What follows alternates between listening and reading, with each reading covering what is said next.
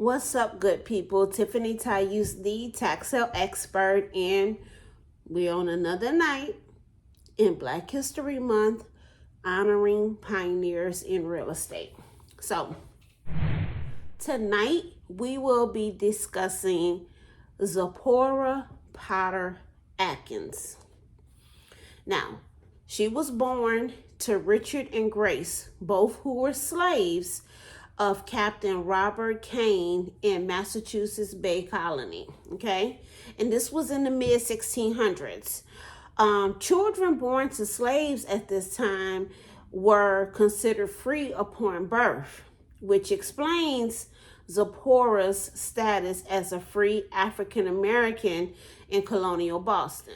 Now, according to historical records, Zipporah was able to purchase property through inheritance that she received from her father, which was Richard.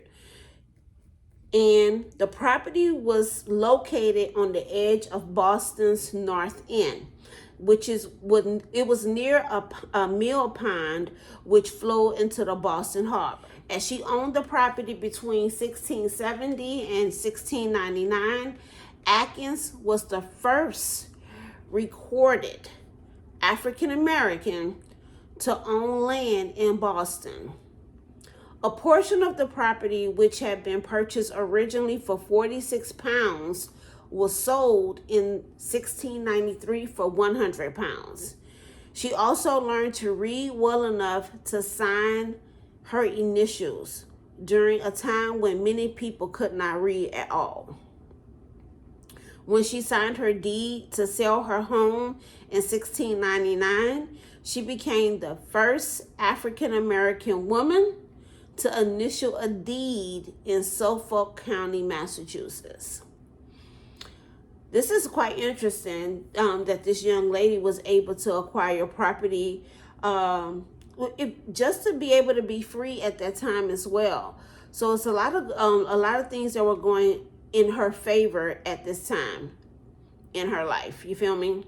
Now, Dr. Vivian Johnson, a retired professor of education at Boston University, she discovered a documentation of Zipporah's property records around 2009.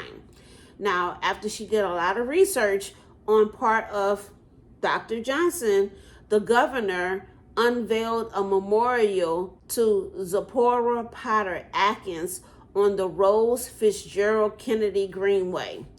Dr. Johnson held a talk titled Free, Black, and Female, the Zipporah Potter Atkins Story of Home Ownership in Colonial Boston, which was at the Museum of African American History in Boston, May 2014.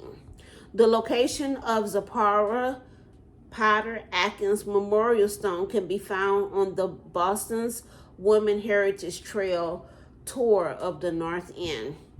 An exhibit about slavery in Boston installed in Faneuil Hall also highlights Zipporah's important place in Boston's history.